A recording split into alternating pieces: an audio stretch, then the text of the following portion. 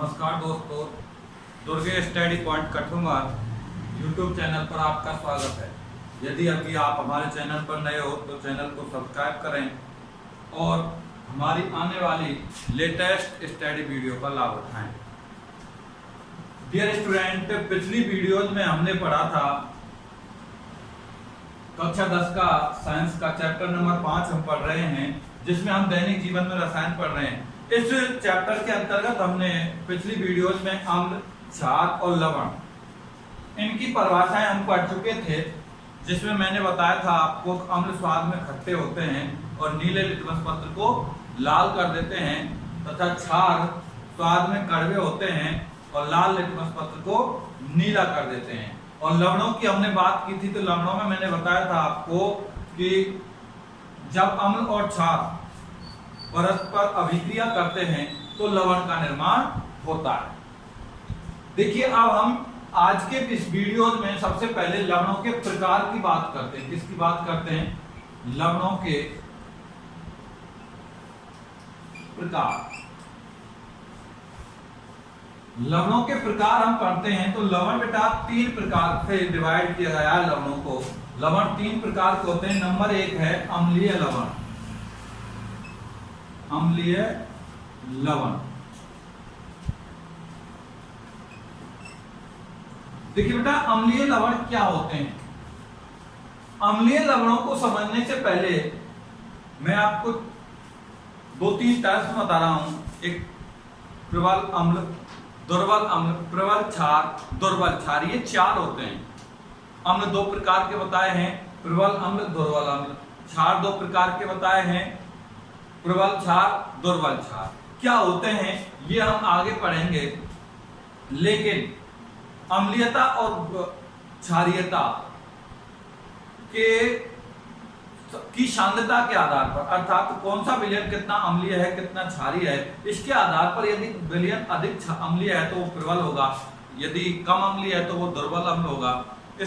इसी तरह यदि क्षार अधिक क्षारीय गुण प्रदर्शित कर रहा है तो वो प्रबल होगा, और कम क्षारीय गुण प्रदर्शित कर रहा है तो वो दुर्बल क्षार होगा। तो उसके इनके बारे में विस्तृत अध्ययन हम आगे करेंगे। उससे पहले हम पढ़ते हैं अम्लीय लवण। अम्लीय लवण क्या होते हैं? देखिए बेटा, यदि प्रबल अम्ल, ध्यान से देखना, प्रबल अम्ल व दुर्बल क्षार,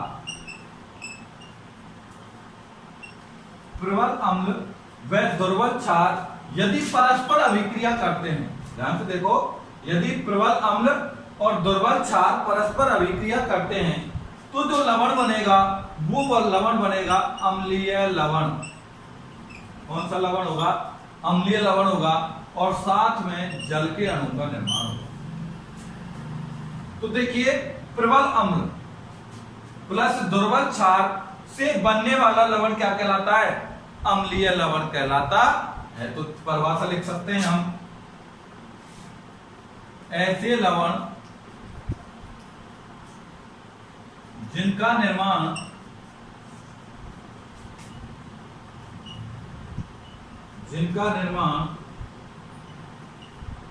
प्रबल अम्ल व दुर्बल क्षार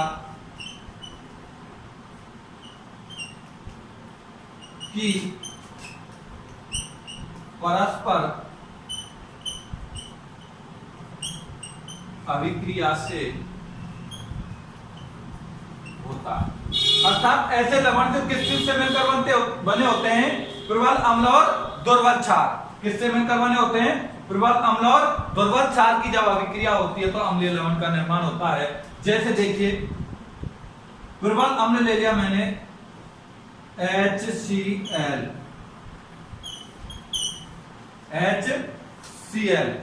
और दुर्बल क्षार ले लूं मैं NH4OH। नाम सुन लो इनके रासायनिक नाम। HCl का रासायनिक नाम होता है हाइड्रोक्लोरिक अम्ल, NH4OH का रासायनिक नाम होता है अमोनियम हाइड्रोक्साइड।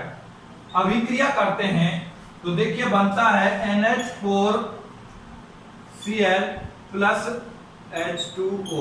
जो ये NH4Cl होगा ये कैसे गुण प्रदर्शित करेगा? अम्लीय गुण प्रदर्शित करेगा। कैसा लवण कहलाएगा?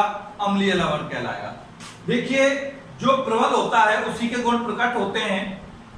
स्वाभाविक सी बात है, जो प्रबल होगा वो अपने गुणों को प्रदर्शित करेगा। तो यहां इस अभिक्रिया में जो अम्ल है वो प्रबल है, क्षार है जो दुर्बल है। क्षार के गुणों को प्रबल क्षार दबा देता है और जो गुण प्रकट होते हैं, लवण में जो गुण प्रकट होते हैं वो अम्लीय गुण प्रकट होते हैं। क्यों? क्योंकि क्षार अम्ल कैसा है? प्रबल अम्ल है। प्रबल अम्ल और दुर्बल क्षार परस्पर अभिक्रिया करके क्या बनाते हैं? अम्लीय लवण बनाते हैं। क्या बनाते हैं? अम्लीय लवण बनाते हैं। तो हम कह सकते हैं कि ऐसे लवण जिनका निर्माण प्रबल अम्ल और दुर्बल क्षार की परस्पर अभिक्रिया से होता है क्या कहलाते हैं? अम्लीय लवण कहलाते हैं। क्या कहलाते हैं?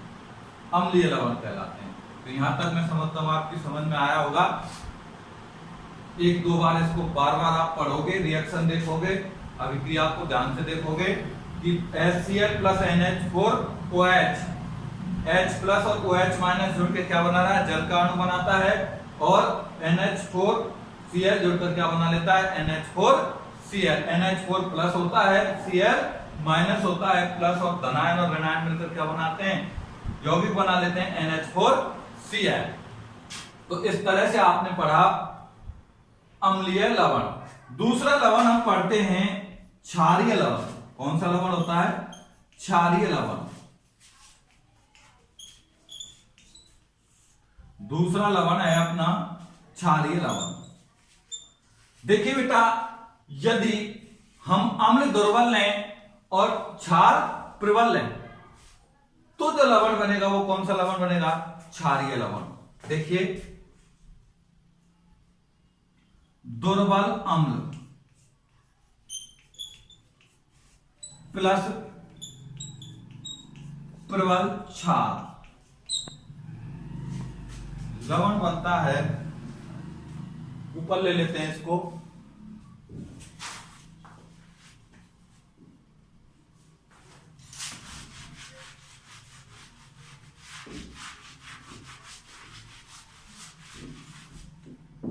क्षारीय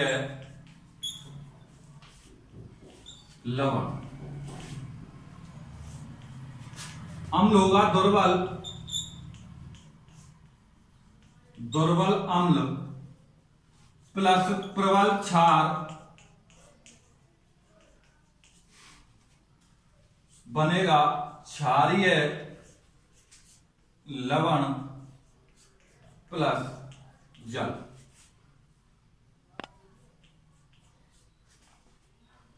देखिए, दुर्बल अम्ल प्लस प्रबल क्षार बनता है क्षारीय लवण। दुर्बल अम्ल ले लिया, मान लीजिए हमने CH3COOH, प्रबल क्षार NaOH। जो इससे लवण बनेगा वो बनेगा CH3COONA प्लस H2O। हम पढ़ रहे हैं यहां क्षारीय लवण के बारे में।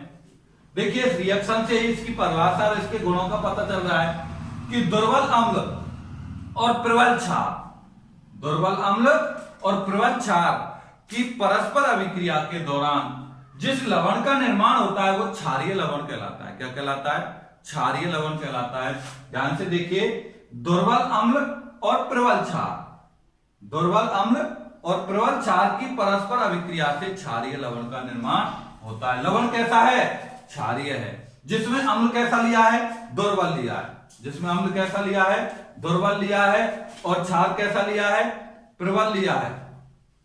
तो दुर्बल अम्ल और प्रबल क्षार की परस्पर अभिक्रिया से क्षारीय लवण का निर्माण हुआ। किसका निर्माण हुआ?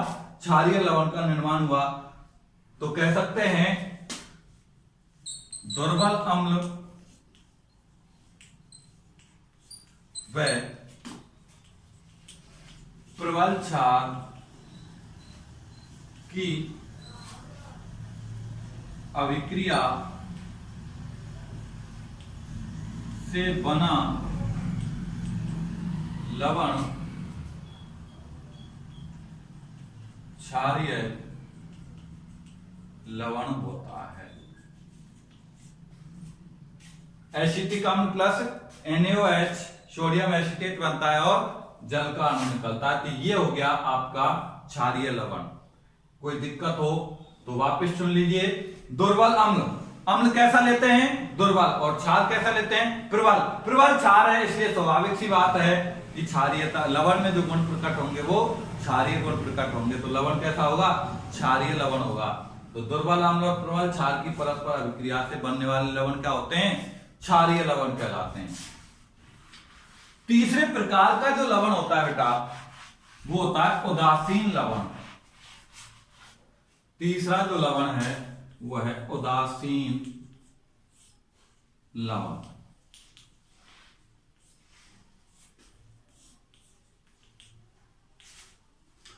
उदासीन लवण सीधी सी बात है, ना अम्लीय गुण प्रकट होते हैं लवण में, ना क्षारीय गुण प्रदर्शित होते हैं। जो लवण होता है वो उदासीन होता है। अब ऐसा संभव कब है? जब दोनों की सांद्रता, अम्ल और क्षार की सांद्रता क्या हो? समान हो। अर्थात प्रबल अम्ल और प्रबल क्षार दोनों ही कैसे हो? प्रबल हो। प्रबल अम्ल प्लस प्रबल क्षार की अभिक्रिया से जो लवण बनेगा वो बनेगा उदासीन लवण प्लस जल। देखिए, प्रबल अम्ल HCl प्लस प्रबल क्षार NaOH, लवण बनेगा NaCl प्लस H2O। NaCl का नाम है सोडियम क्लोराइड। क्या नाम है इसका? Sodium chloride. कब निर्माण हुआ इसका? जब कैसा अम्ल कैसा था? प्रबल। प्रबल अम्ल व प्रबल क्षार की परस्पर अभिक्रिया से बने लवण उदासीन लवण होते हैं। उदासीन लवण का निर्माण कब होता है? प्रबल अम्ल और दुर्बल क्षार, प्रबल क्षार, दोनों ही अम्ल और क्षार कैसे हो? प्रबल हो। अम्ल भी प्रबल हो और क्षार भी प्रबल हो। जब दोनों ही अम्ल और क्षार जब दोनों ही प्रबल होते हैं तो जो लवण बनता है वो उदासीन लवण बनता है। जैसे HCl plus NaOH, NaCl plus H2O। तो हमने लवणों के 3 प्रकार पढ़े, अम्लीय लवण, क्षारीय लवण और उदासीन लवण। कौन कौन से लवण पढ़े? अम्लीय लवण, क्षारीय लवण और उदासीन लवण। इससे आगे एक प्रश्न आता है बेटा कि क्रिस्टलन जल क्या होता है? एक प्रश्न, छोटा सा प्रश्न पूछा जा सकता है कि क्रिस्टलन जल क्या होता है?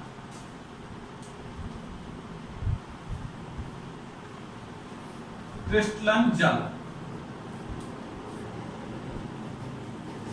क्रिस्टलन जल क्या होता है? देखिए बेटा, किसी लवण का जब हम सूत्र लिखते हैं, किसी लवण का जब हम सूत्र लिखते हैं तो उस लवण के सूत्र के साथ कुछ जल के अणुओं की निश्चित संख्या जुड़ी हुई होती है।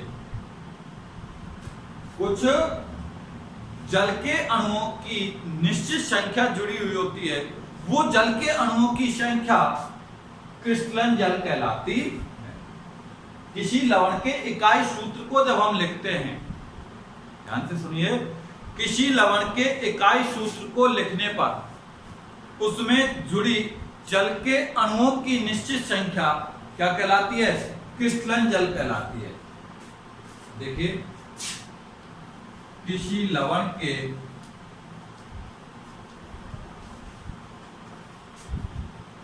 इकाई सूत्र को लिखने में जुड़ी जल के अणुओं की संख्या क्रिस्टलन जल कहलाती। कि किसी लवण के सूत्र में कितने जल के अणु हैं, कितने जल के अणु हैं, वो कितने जल के अणुओं की संख्या ही उन जल के अणुओं की संख्या क्या कहलाती है, हमारी क्रिस्टलन जल कहलाती है। जैसे उदाहरण के लिए मैं अभी आपको बता दूं, CaSO4.2H2O ये होता है जिप्सम। क्या होता है, जिप्सम होता है CaSO4.2H2O। तो ये जो दो जल के अणु इसमें जुड़े हुए हैं, कैल्शियम सल्फेट के जो लवण है, इस कैल्शियम सल्फेट के लवण में जो दो जल के अणु जुड़े हुए हैं, ये दो जल के अणु क्या कहलाते हैं, क्रिस्टलन जल कहलाते हैं। क्या कहलाते हैं, क्रिस्टलन जल कहलाते हैं। अर्थात किसी लवण के इकाई सूत्र में उपस्थित जल के अणुओं की संख्या क्या कहलाती है, क्रिस्टलन जल कहलाती। और उदाहरण देख लो, CaSO4.12H2O ये होता है बेटा POP, plaster of Paris. CaSO4.12H2O POP जिसको कहते हैं प्लास्टर ऑफ पेरिस। इसमें जल के अणुओं की संख्या, आधा जल का अणु जुड़ा होता है। जल के अणुओं की संख्या कितनी होती है, एक अणु की आधी होती है, अर्थात आधा जल का अणु के साथ जुड़ा होता है।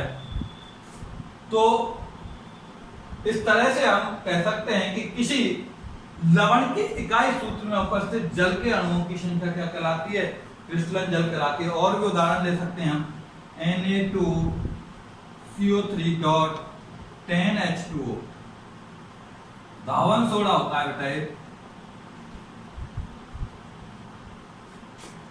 और भी हैं K2SO4.Al2 K2SO4Al2 Al2 K2SO4Al2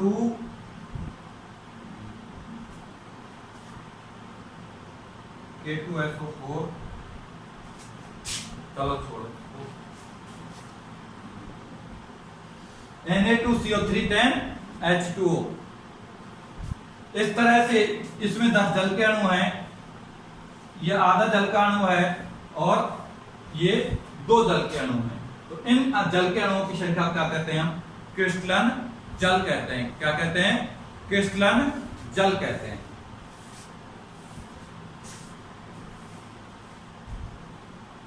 K2SO4Al2SO4 का होल थ्राइस 24H2O ये होता है बेटा फिटकरी।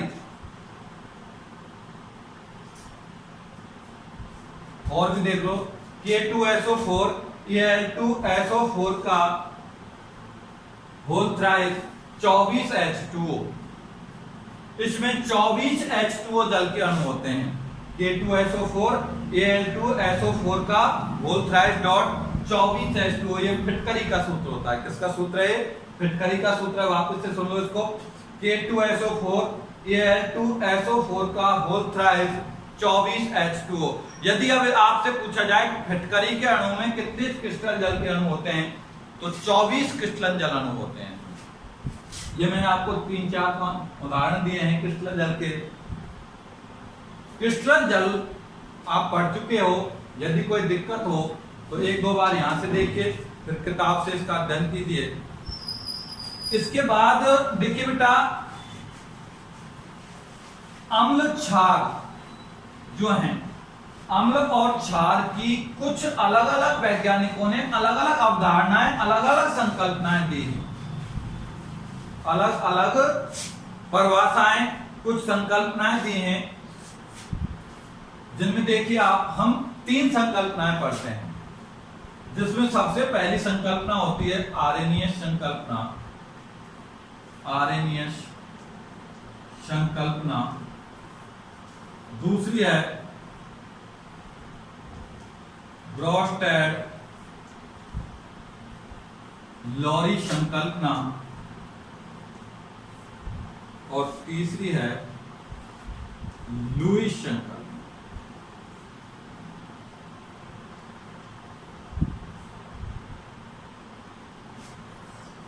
तीन संकल्पनाएं हम अम्ल क्षार की पढ़ते हैं। सबसे पहली आर्रेनियस संकल्पना, दूसरी ब्रोस्टेन-क्लोरी संकल्पना, लुईस संकल्पना। हर होती है लुईस संकल्पना। इन तीनों का विस्तृत अध्ययन हम एक एक करके देखते हैं। तो सबसे पहली संकल्पना है अपनी आर्रेनियस संकल्पना। सबसे पहली संकल्पना कौन सी है? आर्रेनियस संकल्पना। तो देखिए आर्रेनियस संकल्पना अनुसार क्या होता है, आर्रेनियस में जो अम्ल और क्षार की परिभाषा दी वो क्या है? देखिए आर्रेनियस के अनुसार अम्ल वे पदार्थ हैं जो जलीय विलयन में आयनित होकर H+ आयन देते हैं। आर्रेनियस के अनुसार अम्ल वे पदार्थ हैं, अम्ल क्या है? अम्ल वे पदार्थ हैं जो जल में आयनित होकर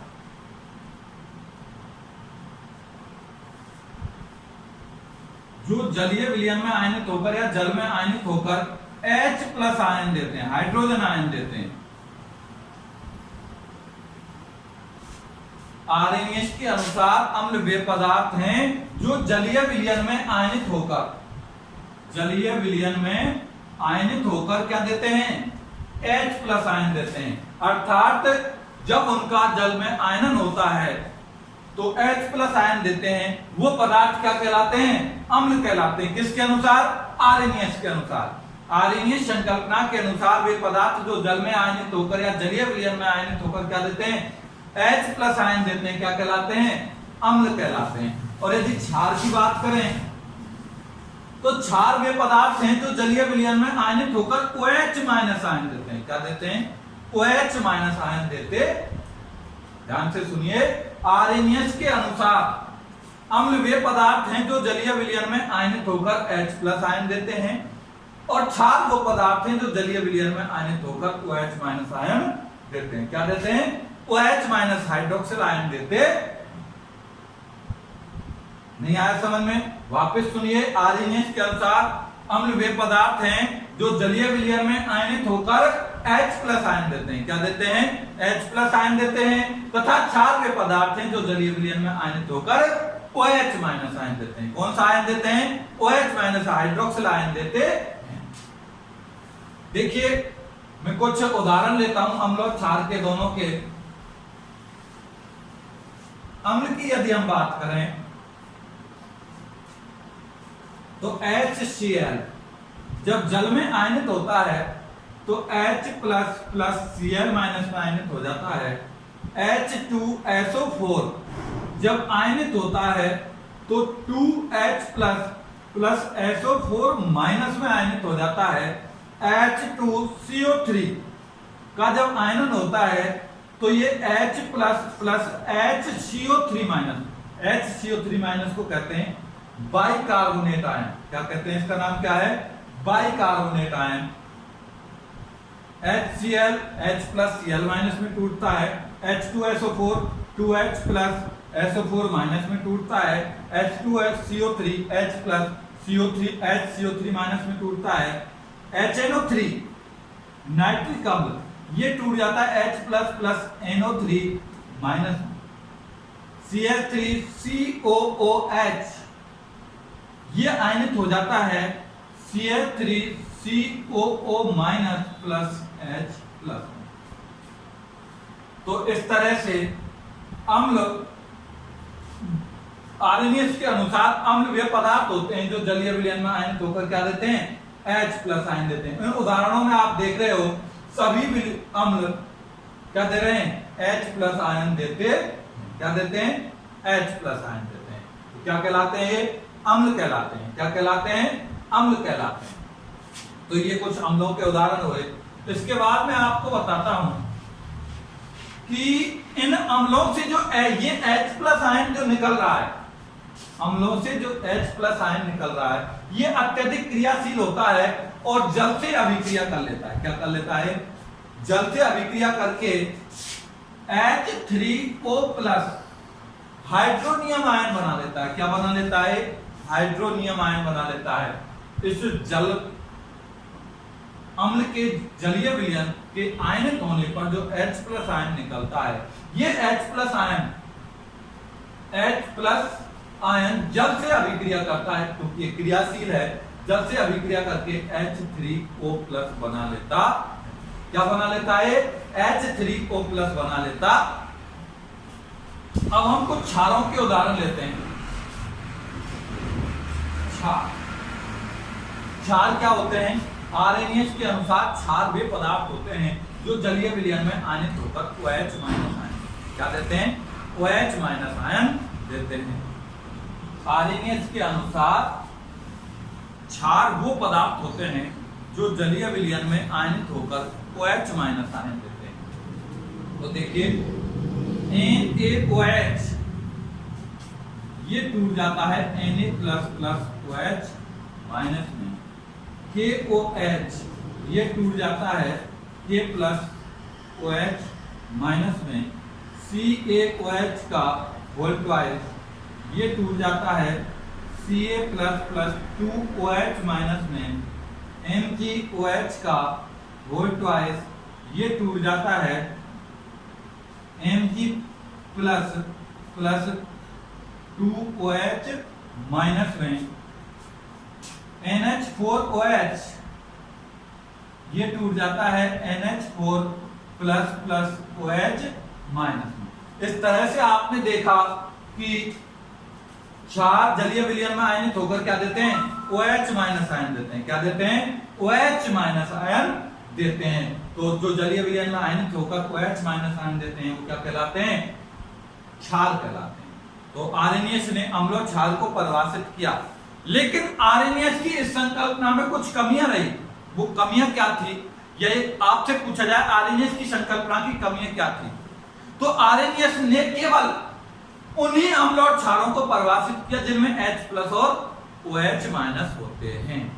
आरएनएस केवल उन्हीं अम्ल और क्षारों को परिभाषित कर पाया जिनमें H प्लस और OH माइनस होते हैं। केवल उन अम्लों को परिभाषित किया जिनमें H प्लस है, केवल उन क्षारों को परिभाषित किया जिसमें OH माइनस है। लेकिन बहुत सारे अम्ल और क्षार ऐसे भी तो होते हैं जिनमें ना H प्लस होता है, ना तो अम्लों में H प्लस है, ना क्षारों में OH माइनस है। तो H प्लस विहीन अम्ल और OH माइनस विहीन क्षार की आरएनएस द्वारा ऐसे अम्ल और क्षारों की व्याख्या नहीं की जा सकी जिन अम्लों में H प्लस आयन नहीं है और क्षारों में OH माइनस आयन नहीं है। उन अम्ल और उन क्षारों की ये व्याख्या नहीं कर सका। ये आरएनएस संकल्पना की कमियां रही। तो आज हमने लवणों के प्रकार, क्रिस्टलन जल और आरएनएस संकल्पना को पढ़ा। यदि इनमें आपको कोई दिक्कत हो तो विद्यालय के दिए गए कॉन्टैक्ट नंबर पर आप संपर्क कर अपनी कठिनाई को दूर कर सकते हैं। और यदि आपको यह वीडियो पसंद आई हो तो लाइक करें, शेयर करें और अधिक से अधिक हमारी इन वीडियोज का लाभ लें। धन्यवाद।